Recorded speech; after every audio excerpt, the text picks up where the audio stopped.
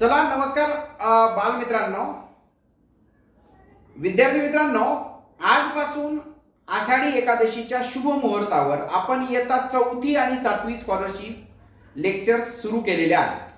हे लेक्चर्स जे आहेत तर हे लेक्चर्स तुम्हाला यूट्यूबला पाहायला मिळतील. दररोज आपण एक दोन लेक्चर आपण यूट्यूबला अपलोड करणार आहोत. तर एवढे लेक्चर्स पाहिल्यानंतर तुमचा स्कॉलरशिपचं मेरिट 100% तुम्ही मेरिटमध्ये येणार.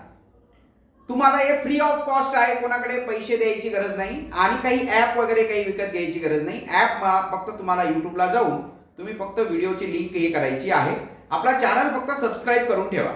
ओके, म्हणजे तुम्हाला लगेच लिंक जी आहे आणि त्या बेल आयकॉनला क्लिक करून ठेवा, म्हणजे तुम्हाला दररोज येणारा अपलोड होणारा व्हिडिओ लगेच पाहायला मिळेल. दररोज एक दोन व्हिडिओ छोटे थोडं करत आपण साधारणतः 2 ते 3 महिन्यामध्ये आपला अभ्यासक्रम हा फिनिश करायचा आहे. तर इयत्ता 4थीचा जो अभ्यासक्रम आहे तो 4थीचा अभ्यासक्रम आपण बघणार आहोत. नाशिक जिल्हा परिषद आमचे सन्माननीय मुख्य कार्यकारी अधिकारी ओमकार पवार साहेब यांच्या प्रेरणेतून, तसेच आमच्या नाशिक जिल्हा परिषदेच्या शिक्षणाधिकारी माननीय साईलता सामलेटी मॅडम यांच्या प्रेरणेतून मी हे यूट्यूबचे व्हिडिओ बनवायला सुरुवात करत आहे.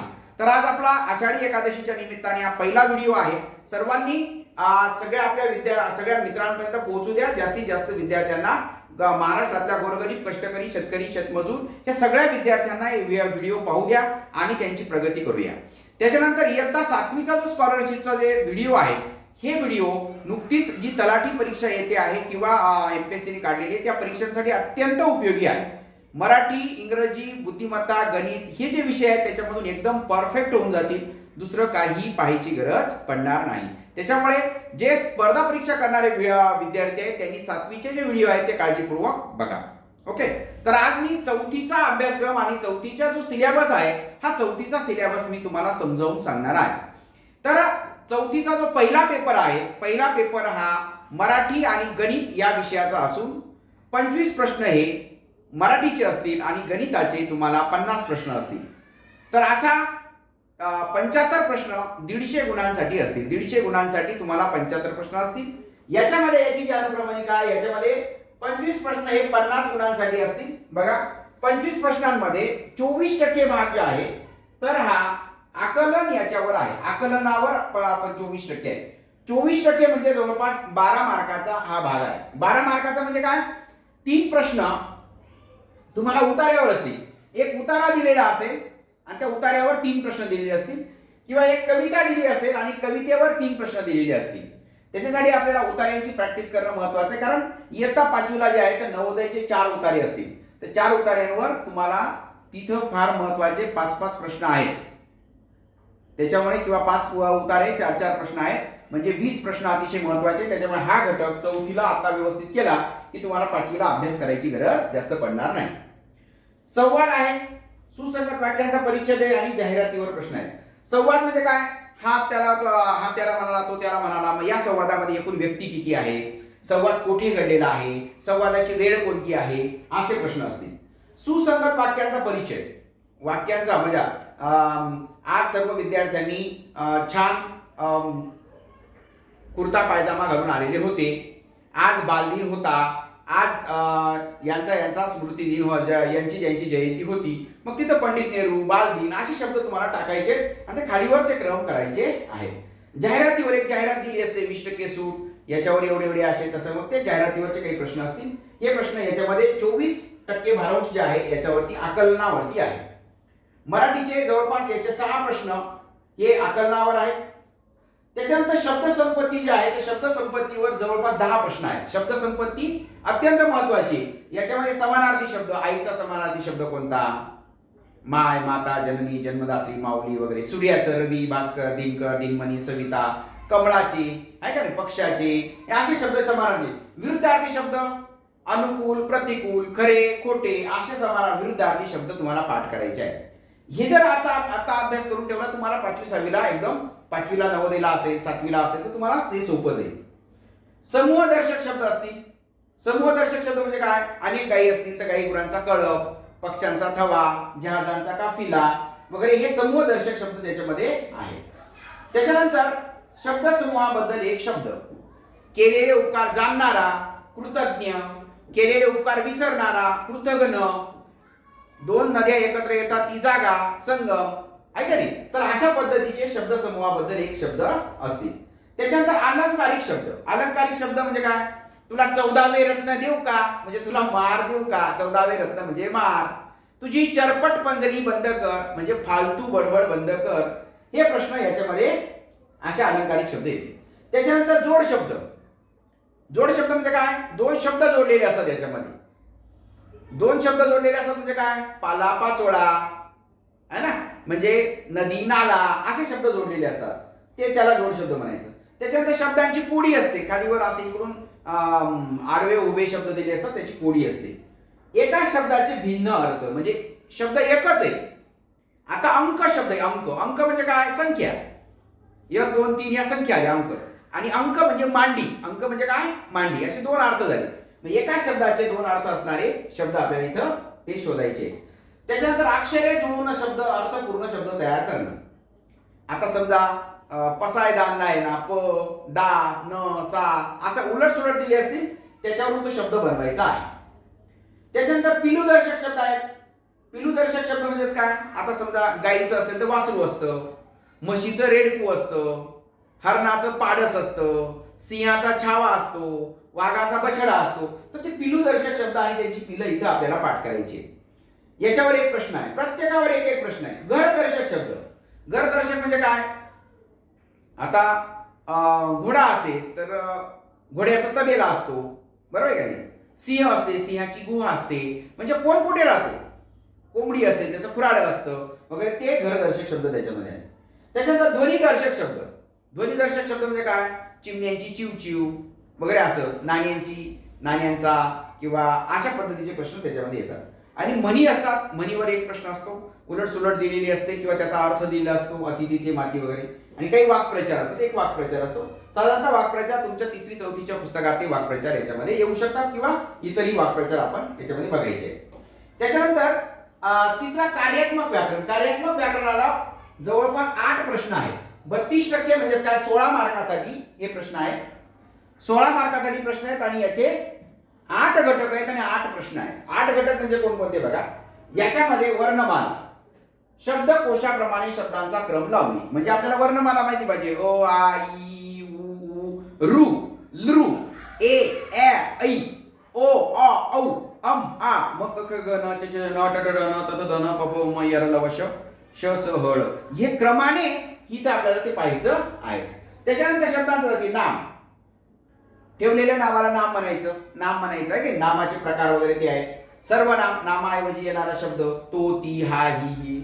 विशेषण, नामाची माहिती देणारा. गरीब मुलगा, मुलगा कसा गरीब, श्रीमंत मुलगी, मुलगी कशी श्रीमंत, तर ते विशेषण. गरीब श्रीमंत हे विशेषण आहे. क्रियापद, खातो पितो रडतो गातो ही क्रियापद आहे. त्याच्यानंतर याच्यामध्ये लिंग आहे. लिंग, पुल्लिंग, स्त्रीलिंग, नपुंसकलिंग, घोडा घोडी, है ना, ही अशा पद्धतीचे हे लिंग आहे. वचन, एक वचन अनेक वचन. मराठीमध्ये 2 वचन आहे, संस्कृतमध्ये 3 वचन आहे. एक वचन, द्विवचन, अनेक वचन. पण आपल्याला मुलगा मुलगे, घर घरे, अनेक वचन द्यायचे. काळ, वर्तमान काळ, भूतकाळ, भविष्यकाळ.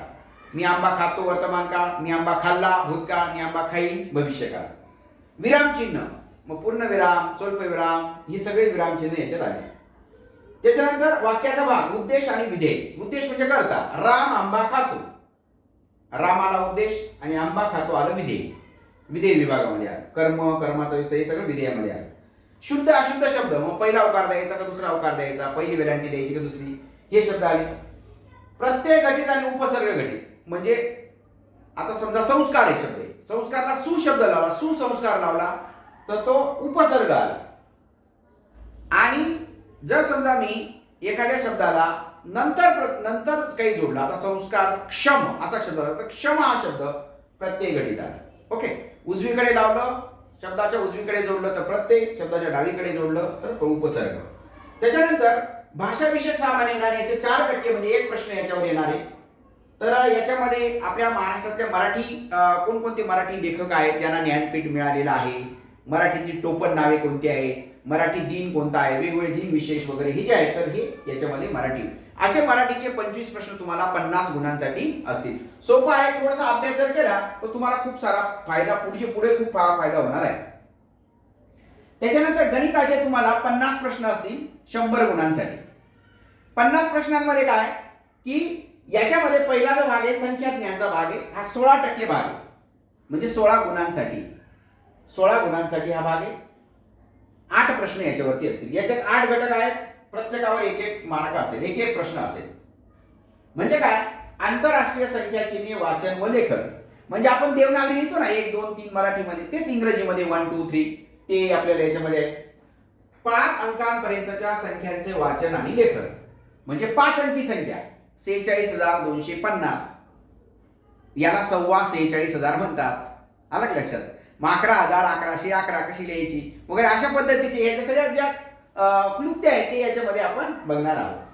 त्याच्यानंतर स्थानिक किंमत, दर्शनी किंमत, विस्तारित मांडणी.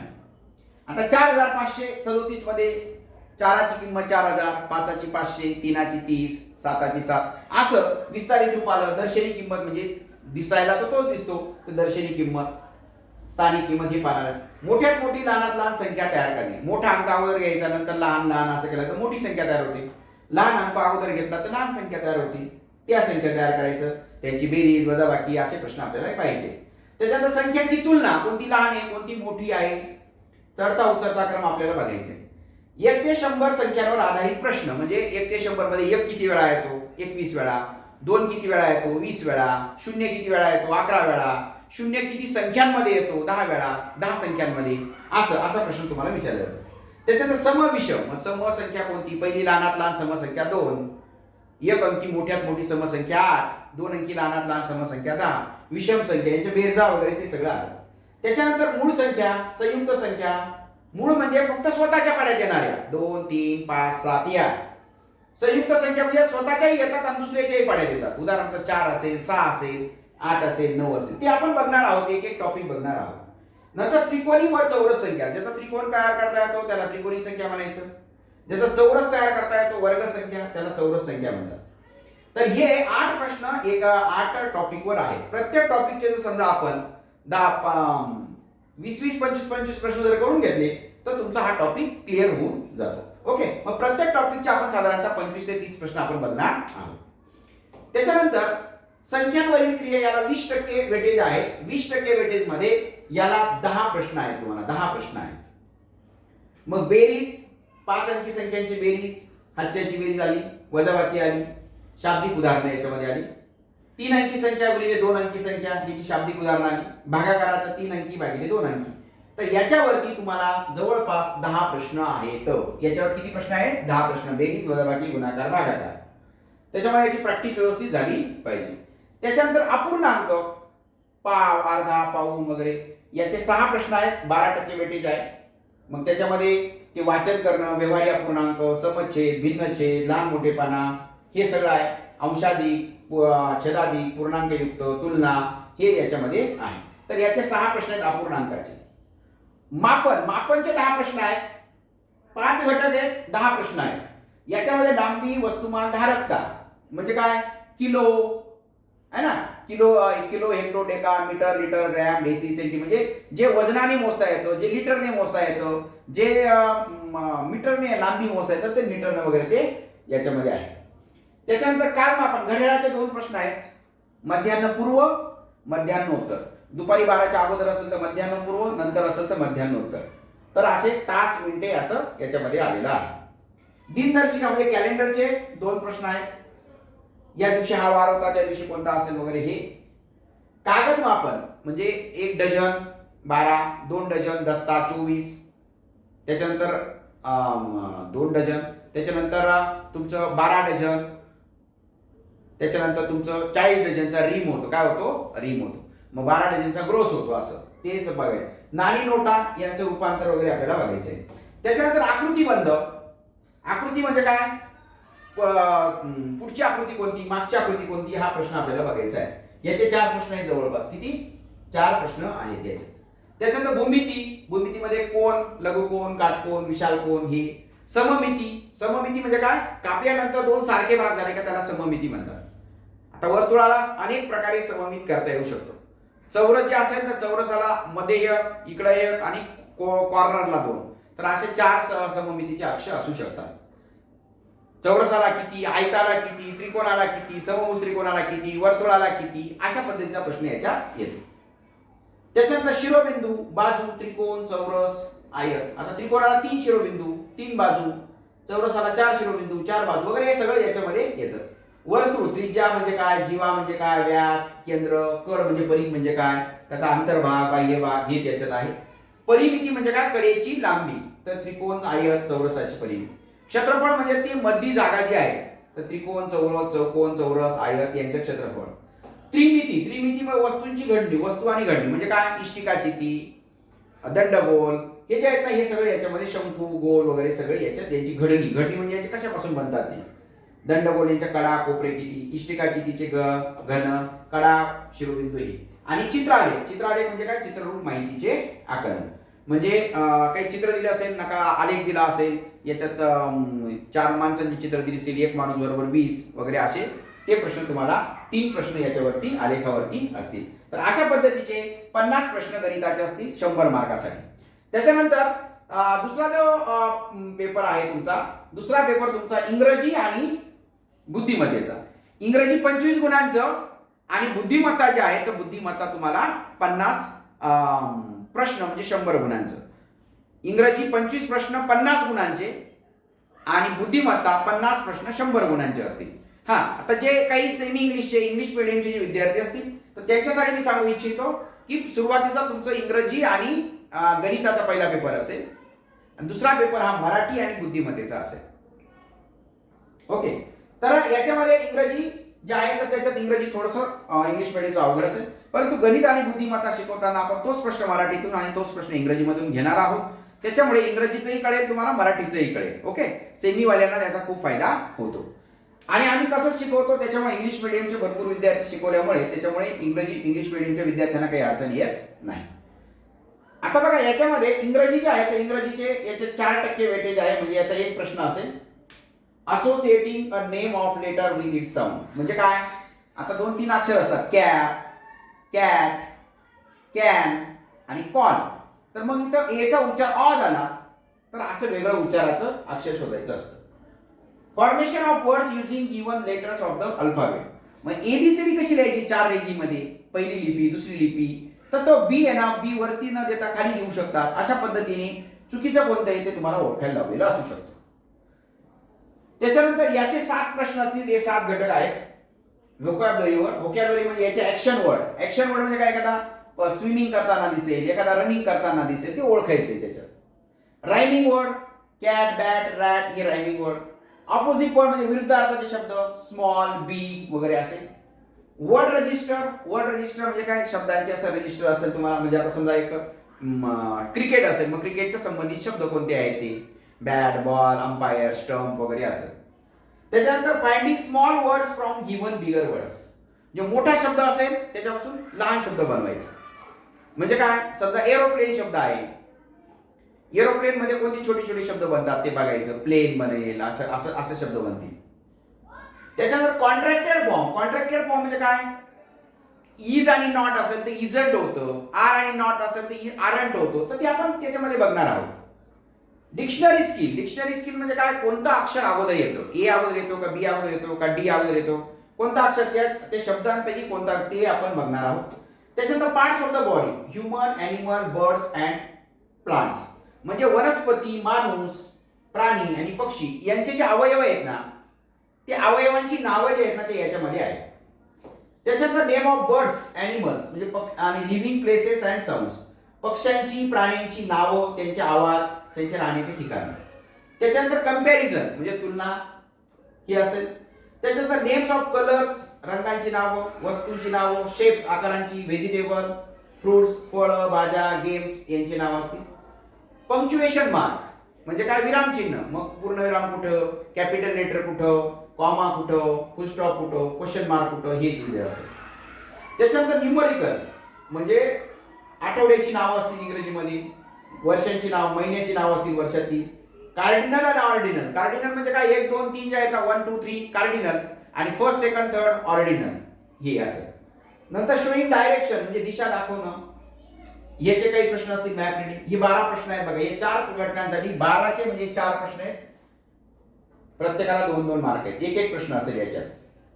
त्याच्यानंतर हा 12% म्हणजे याचे 4 प्रश्न असतील, म्हणजे 8 मार्काचा आहे. सॉरी 4 प्रश्न 3 प्रश्न असतील याचे. किती प्रश्न असतील? 3 प्रश्न असतील क्रिएटिव्ह रायटिंगचे 6 मार्कासाठी. 12% म्हणजे 6 mark. Okay. Writing familiar related words, related word शब्द लिहायचे. मोटोज अँड मेसेजेस आहे ना. मोटोज म्हणजे तुमचे मेसेज आणि संदेश जे आहेत ना, तर ते लिहायचं. तर लिव्ह बघा, eat to live, never live to eat, खाण्यासाठी जगण्यासाठी खा, खाण्यासाठी जगू नका वगैरे असं. ग्रो मोर प्लांट्स वगैरे अशा पद्धतीचे शब्द त्याच्यामध्ये असतील. त्याच्यानंतर सॉल्विंग पझल, पझल सॉल्व्ह करणं, रिडल सॉल्व्ह करणं हे त्याच्यामध्ये असतील. त्याच्यानंतर greeting, good morning, good afternoon वगैरे ते शब्द. Correlation between instructions and expression with the help of picture, चित्रांच्या सहाय्याने मदत असेल. त्याच्यानंतर ग्रामर असेल, नाउन नाम, सर्वनाम, pronoun, adverb, preposition, article, tense, singular एकवचन आणि एकवचन, काळ वगैरे हे जे आहेत ना, ही जवळपास हे तुम्हाला 4 प्रश्न असतील याच्यावरती ग्रामरवरती. आणि उतारा असेल त्याच्यावरती सुद्धा तुम्हाला 2 प्रश्न असेल उतार्यावरती आहे ना, इंग्रजी उतारा. त्याच्यानंतर बुद्धिमत्ता जे आहे, बुद्धिमत्ता 100 गुणांचं, 50 प्रश्न 100 गुणांचे असतील. तर या 50 प्रश्नांमध्ये बघा, हे 8% म्हणजे 8 मार्क, 8% म्हणजे 8 मार्क, 4 प्रश्न, 4 प्रश्न. ओके. मग सूचना पालन, संख्या मालिका, इंग्रजी अक्षरमाला, वर्णमाला याच्यावरती हे सूचना पालनचं हे असेल. वर्गीकरण म्हणजे शब्दसंग्रह असेल, संख्या असेल, आकृत्या असतील, एक इंग्रजी अक्षरमाला असेल. शब्दसंग्रह म्हणजे काय? 2-3 शब्द वेगळा, समजा घराचे 3 शब्द 3 दिले, एक वेगळा दिला असं.